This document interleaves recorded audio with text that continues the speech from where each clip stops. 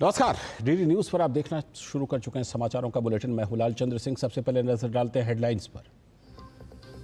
केंद्रीय गृह मंत्री अमित शाह महाराष्ट्र के दौरे पर। रायगढ़ किले में छत्रपति शिवाजी महाराज को उनकी पुण्यतिथि पर दी श्रद्धांजलि। कहा, शिवाजी महाराज ने सुशासन का दिया बेहतरीन उदाहरण। नए वक्फ कानून को लेकर पश्चिम बंगाल में हिंसा पर भड़की भाजपा। ममता बनर्जी पर हिंदुओं के खिलाफ हिंसा फैलाने का लगाया आरोप। कहा, टीएमसी ने बंगाल को तुष्टीकरण की प्रयोगशाला बनाया। छत्तीसगढ़ के दंतेवाड़ा बीजापुर बॉर्डर में सुरक्षा बलों की नक्सलियों के साथ मुठभेड़। 3 नक्सली ढेर। दंतेवाड़ा में 2 इनामी सहित 8 नक्सलियों ने किया आत्मसमर्पण। देश भर में हर्षोल्लास के साथ मनाया जा रहा है भगवान हनुमान का जन्मोत्सव। मंदिरों में लगा भक्तों का तांता।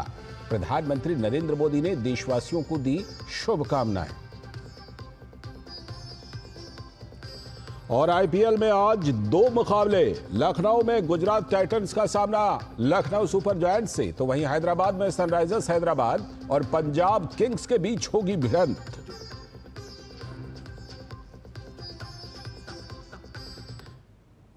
हेडलाइन के बाद खबरें विस्तार से। केंद्रीय गृह एवं सहकारिता मंत्री अमित शाह आज से महाराष्ट्र के 2 दिवसीय दौरे पर हैं।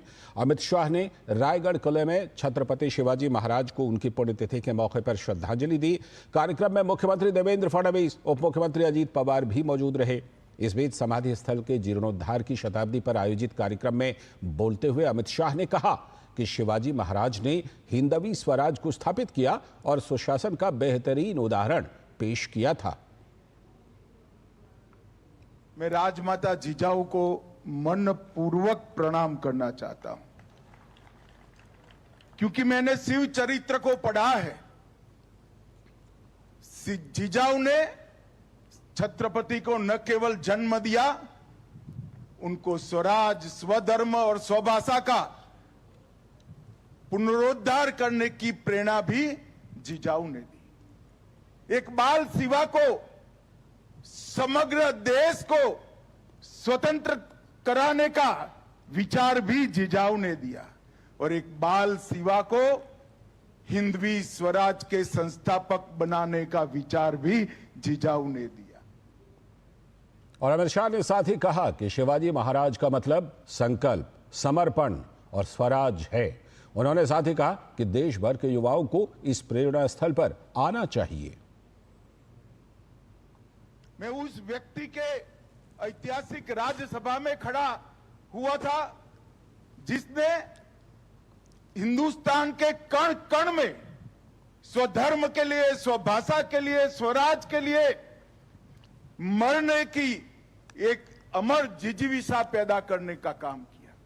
चारों ओर आदिलशाही, मुगलशाही, निजामशाही से घिरा हुआ ये महाराष्ट्र हिंदवी स्वराज में बदल गया और कुछ ही सालों में यहां से अटक से कटक तक, बंगाल तक, दक्षिण में तमिलनाडु तक, गुजरात समेत समग्र देश को स्वराज का स्वप्न सफल होता हुआ दिखाई पड़ा।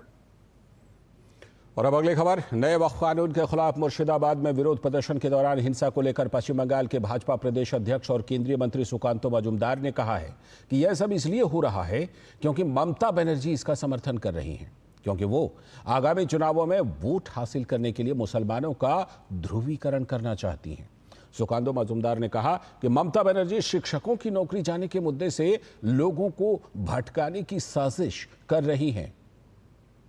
ममता बनर्जी की शय पे सारा सम्मेलन हो रहा है। ममता बनर्जी करा रही है। उनको चाहिए कि मुस्लिम वोट का पोलराइजेशन करना चाहती है वो, और उसके साथ साथ आगे आने वाले चुनाव में मुस्लिम पोलराइजेशन का लाभ लेना चाहती है। और उसके साथ साथ ये जो करप्शन हुई है, जिसमें 22 लाख 23 लाख लोग जुबा जिसमें वंचित हुए, 26,000 की तो नौकरी चली गई, वंचित हुए 22 लाख, इस सबसे इसको दबाने के लिए और यहाँ से दृष्टि घुमाने के लिए पूरा साजिश चल रहा है ममता बनर्जी के द्वारा। हिंदुओं को बचाने के लिए जरूरी हो तो 355, 356 ये किसी के शादी के लिए बजाने के लिए रखा हुआ है क्या? 355, 356 जरूरत पड़ेगी हिंदुओं को बचाने के लिए तो सरकार को करना पड़ेगा। होम मिनिस्टर सब पूरी दृष्टि हिंदू बंगालियों को बचाने के लिए, मुर्शिदाबाद के हिंदुओं को बचाने के लिए, और उनका पूरा ध्यान बंगाल की तरफ है। और पश्चिम बंगाल में नए वक्फ कानून को लेकर हिंसक प्रदर्शन हो रहे हैं, तो इस पर भाजपा के प्रवक्ता प्रदीप भंडारी ने ममता बनर्जी पर जमकर निशाना साधा। उन्होंने कहा कि पश्चिम बंगाल की मुख्यमंत्री ममता बनर्जी हिंसा को बढ़ावा दे रही हैं, हिंदुओं के खिलाफ हो रही हिंसा को वो पनाह दे रही हैं। The violence in Bengal, the targeted anti-Hindu violence in Bengal, जो anti Hindu targeted violence Bengal के अंदर हो रहा है, इसको ममता बनर्जी का संरक्षण है, इसको ममता बनर्जी एनकरेज कर रही है और इसको ममता बनर्जी पनाह दे रही है। और प्रदीप भंडारी ने वक्फ कानून को लेकर कहा कि देश में कई जगहों पर शांतिपूर्ण प्रदर्शन हो रहे हैं, लेकिन ममता बनर्जी ने बंगाल को तुष्टीकरण की प्रयोगशाला बना दिया है। देश भर में वक्फ अमेंडमेंट बिल को जब संसद द्वारा पारित किया गया तो देश में एक एक्सेप्टेंस है, एक खुशी की लहर है और कुछ पीसफुल प्रोटेस्ट चल रहे हैं। परंतु बंगाल में तुष्टीकरण के नाम पर स्वामी विवेकानंद की धरती, श्यामा प्रसाद मुखर्जी की धरती, रविंद्रनाथ टैगोर की धरती को आज ममता बनर्जी ने एक तुष्टीकरण की प्रयोगशाला बना दिया है। और हमारे संवाददाता विक्रमजीत सिंह हमसे जुड़ चुके हैं इसी खबर पर और ज्यादा जानकारी के साथ। विक्रमजीत, हमारे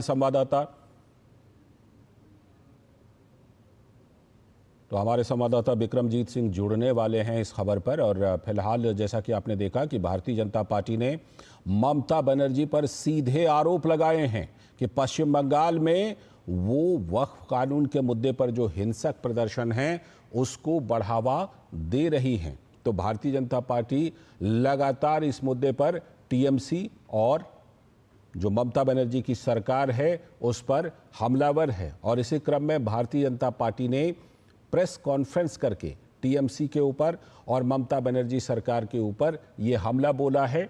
और जैसा कि आपने देखा कि भारतीय जनता पार्टी ने साफ तौर पर कहा कि ये कहीं ना कहीं ध्रुवीकरण के लिए जो टीएमसी है, जो ममता बनर्जी की सरकार है, वो इस तरह की चीज़ों को बढ़ावा दे रही है। क्योंकि जो वहाँ पर एक और मुद्दा चल रहा है वो शिक्षक भर्ती घोटाला का मुद्दा है। तो भारतीय जनता पार्टी ने इसको भी जोड़ा कि ध्यान बटाने के लिए, लोगों का ध्यान बटाने के लिए जो वक्फ कानून के खिलाफ प्रदर्शन हो रहे हैं उसको ममता बनर्जी की सरकार और टीएमसी बढ़ावा दे रही है। हमारे संवाददाता विक्रमजीत सिंह अब जुड़ चुके हैं इस खबर पर हमारे साथ जानकारी के लिए। विक्रम, सबसे पहले तो ये बताइए कि भारतीय जनता पार्टी ने सीधे तौर पर बोला कि ममता बनर्जी और उनकी सरकार पश्चिम बंगाल में हिंसक घटनाओं को बढ़ावा दे रही है, साजिश के तहत बढ़ावा दे रही है। प्रदीप भंडारी ने खास तौर पर प्रेस कॉन्फ्रेंस करके ये तमाम बातें कही। और क्या कुछ भारतीय जनता पार्टी ने हमला बोला है टीएमसी पर और ममता बनर्जी की सरकार पर इस प्रेस कॉन्फ्रेंस में? विक्रम, देखिए, जो घटनाक्रम हुआ है वक्फ बिल को लेकर, जो एक्ट बन गया है, उसको लेकर जिस प्रकार से पश्चिम बंगाल में जो घटनाएं हुई है, सीधा तौर पर उस पर ममता बनर्जी के ऊपर आरोप लगाए गए हैं कि क्योंकि लॉ एंड ऑर्डर जो है वो राज्य का विषय है और वहाँ की जो स्थिति रही है उसको कंट्रोल करने में ममता बनर्जी, क्योंकि गृह मंत्री भी हैं प्रदेश की, तो वो नाकामयाब रही है। तो कहीं ना कहीं पर भारतीय जनता पार्टी का ये आरोप है कि जिस तरह का संरक्षण दिया जा रहा है, ये भारतीय जनता पार्टी का आरोप है। क्योंकि कई घटनाएं जो है, चाहे वो मुर्शिदाबाद की घटना हो या कलकत्ता की घटना हो, कई ऐसी घटनाएं हैं जिसको जो घटनाएं हुई हैं और पुलिस के सामने हुई है, पत्थरबाजी हुई है, बीडीओ के दफ्तर में पत्थरबाजी हुई है, लेकिन उसके बाद क्या कार्रवाई हुई है इसके ऊपर जो है प्रदेश की सरकार जो है मौन है। किस प्रकार से घटनाक्रम जो है, किस प्रकार से उपद्रवियों को जो है बढ़ावा दिया जा रहा है, क्योंकि लगातार घटनाएं एक के बाद एक हो रही हैं।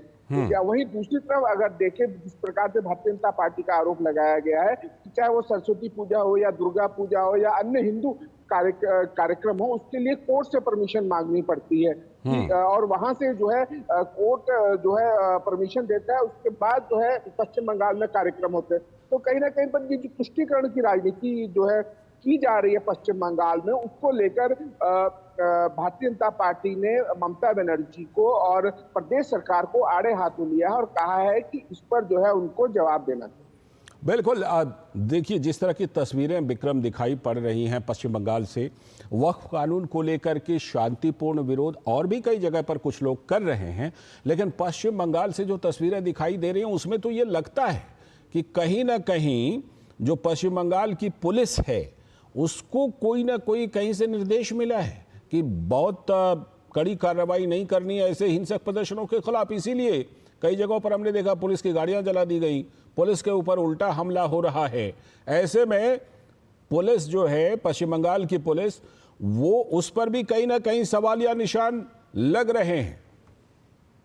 बिल्कुल, आपने कहा कि जो पश्चिम बंगाल की पुलिस है वो संदेह के घेरे में है, क्योंकि जिस प्रकार की घटनाएं हो रही हैं एक के बाद एक, और उस पर जो है लगाम नहीं लगाई जा रही है, बयान नहीं दिया जा रहा, उसके ऊपर जो है बहुसंख्यक समाज जो है उनके ऊपर आरोप लगाए जा रहे हैं, बयान दिए जा रहे हैं ममता बनर्जी की तरफ से। तो कहीं ना कहीं पर एक पुष्टिकरण की राजनीति के तौर पर देखा जा रहा है, क्योंकि अगले साल पश्चिम बंगाल में चुनाव भी हैं। तो ऐसे में कहीं ना कहीं पर स्थिति बनती है कि क्या अपने वोट बैंक को साधने के लिए, अपने वोट बैंक को खुश करने के लिए कहीं ना कहीं ये कार्रवाई को अंजाम तो नहीं दिया जा रहा, क्योंकि देश के बाकी राज्यों में जिस प्रकार की घटनाएं हुई हैं और पश्चिम बंगाल में जिस प्रकार की घटनाएं हुई हैं, वो दोनों जो है आपस में मेल नहीं खा रही हैं। तो कहीं ना कहीं पर एक शय देने की राजनीतियों को लेकर भारतीय जनता पार्टी ने प्रदेश सरकार, क्योंकि लॉ एंड ऑर्डर जो है वो प्रदेश का विषय है, तो कहीं ना कहीं पर प्रदेश सरकार को आड़े हाथों लिया।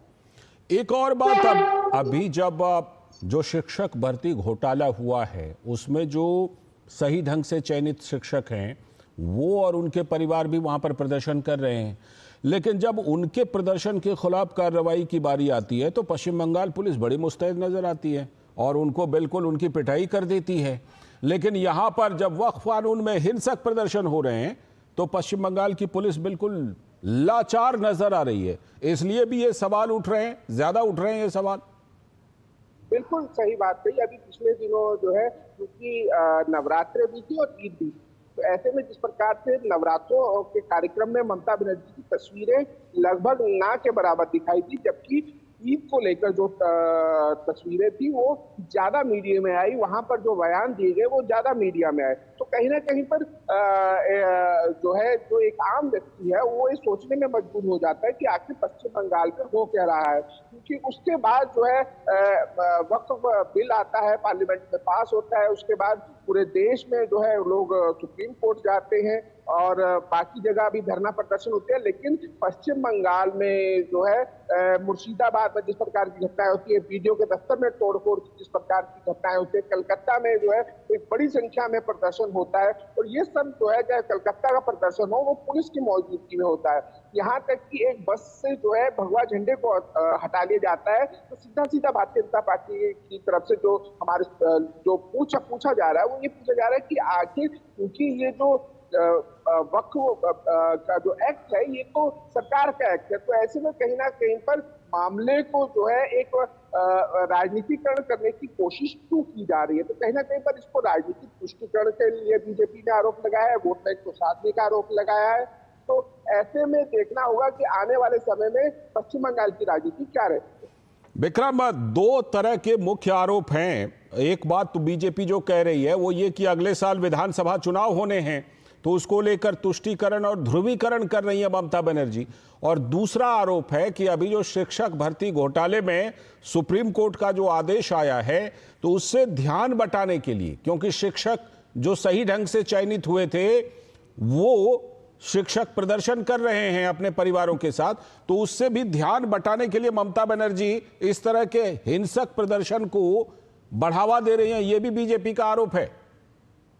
जी, शिक्षक भर्ती घोटाले को लेकर जिस प्रकार से प्रदर्शन हो रहे हैं कलकत्ता में, वो तो देखने वाली है, लेकिन अगर विधानसभा चुनाव की अगर बात करें तो पिछली बार बीजेपी जो है 3 से 77 सीटों पर जंप किया था बीजेपी ने, और अगर उससे पीछे के लोकसभा चुनाव की बात करें तो बीजेपी का जो ग्राफ था वो लोकसभा सीटों में 23 के करीब लोकसभा सीटें थी जो इस बार कम हुई है।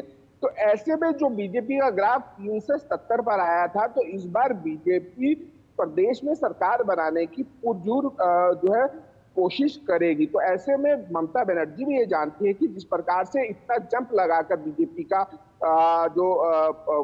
सीट बढ़ी है, तो कहीं ना कहीं पर बीजेपी को रोकना जो है वो बहुत जो है जरूरी है। तो ऐसे में कहीं ना कहीं पर जिस प्रकार से भगवा और वाम दल को एक जैसे की संज्ञा बयान दिए जा रहे हैं ममता बनर्जी के द्वारा, या कोई अन्य समय समय पर अन्य बयान दिए जाए, तो कहीं ना कहीं पर इसको जो है राजनीतिक रूप से भी देखा जा रहा है। उसके बाद जिस प्रकार से वक्फ एक्ट आया, तो उसमें भी जिस प्रकार से राजनीति हुई है और बयानबाजी हुई है, इसके अलावा जो है वोटर को लेकर जो है वोटर पहचान पत्र को लेकर पश्चिम बंगाल में जो राजनीति हुई है, तो तमाम ऐसे समीकरण जो बैठते हैं वो कहीं ना कहीं पर वोट बैंक की राजनीति को साधने की कोशिश है। और इसीलिए जो है भारतीय जनता पार्टी ने भी ये आरोप लगाया कि ये जो पूरा कार्यक्रम किया जा रहा है प्रदेश में, लॉ एंड ऑर्डर की तरफ ध्यान नहीं दिया जा रहा, कहीं ना कहीं पर ये तुष्टीकरण को की राजनीति की ओर इशारा करता है। विक्रम, जिस तरह प्रदीप भंडारी ने तो प्रेस कॉन्फ्रेंस किया ही, लेकिन सुकांतो मजूमदार जो केंद्रीय मंत्री हैं, उनकी बातें भी हमने अभी अपने दर्शकों को सुनवाई हैं। उन्होंने कहा कि 355, 356 वो यूं ही तो नहीं होता, उसका इस्तेमाल जरूरत पड़ने पर किया जाता है। तो भारतीय जनता पार्टी कहीं ना कहीं कठोर कदम उठाने के भी इशारा कर रही है कि अगर हालात नहीं सुधरे तो कुछ कठोर कदम भी उठाए जा सकते हैं। देखिए, पश्चिम बंगाल की जिस प्रकार से स्थिति रही है, लगातार जो है समय समय पर प्रदेश भारतीय जनता पार्टी जो है इस प्रकार की मांग जो है समय समय पर करती रही है। बहुत सारे पिछले, अगर आप पीछे समय देखें तो बहुत सारे घटनाक्रम हुए हैं, चाहे वो भारतीय जनता पार्टी के कार्यकर्ताओं के साथ हुए हों या पार्टी के अध्यक्ष जो हैं जेपी नड्डा की गाड़ी तोड़ने के ऊपर पत्थरबाजी के आरोप हुए हो। बहुत सारी ऐसी घटनाएं हुई हैं जिस पर भी प्रदेश भारतीय जनता पार्टी की तरफ से इस प्रकार की बात कही गई है। लेकिन क्या ये उपयुक्त होगा? क्या ऐसी स्थिति में ये केंद्रीय नेतृत्व को तय करना है, केंद्रीय नेतृत्व इस पर फैसला लेता है। हालांकि काफी समय से जो है प्रदेश ने इसकी मांग की है।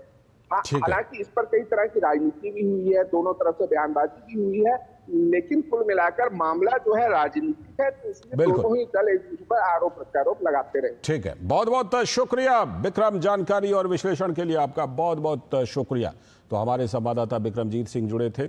अभी वक्त है एक छोटे से ब्रेक का। ब्रेक के बाद लौटेंगे तो देखेंगे आगे की कुछ और बड़ी खबरें।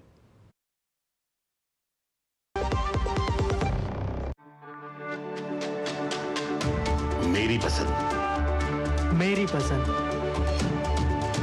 मेरी पसंद, मेरी पसंद,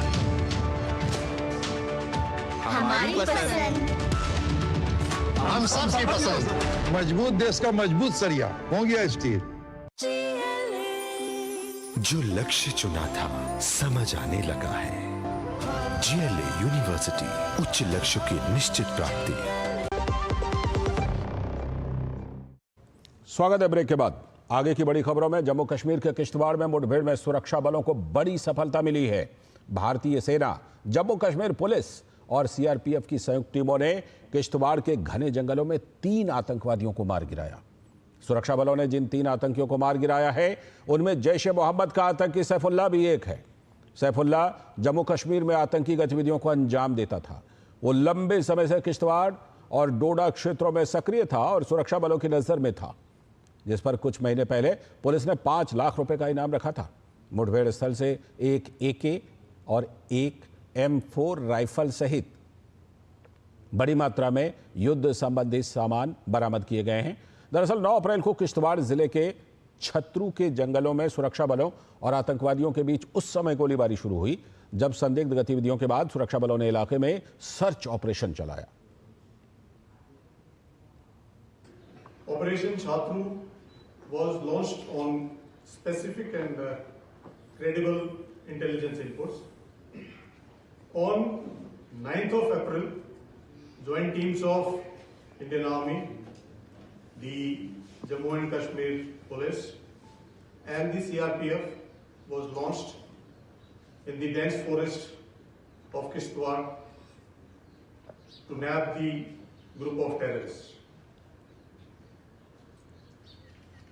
In the operation, the troops displayed great tactical acumen and swiftness and ensured 0 casualty to on troops.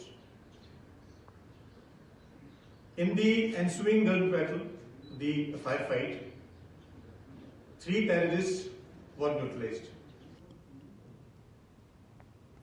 और इसके साथ इस बुलेटिन में फिलहाल इतना ही। हमें दीजिए अनुमति। नमस्कार।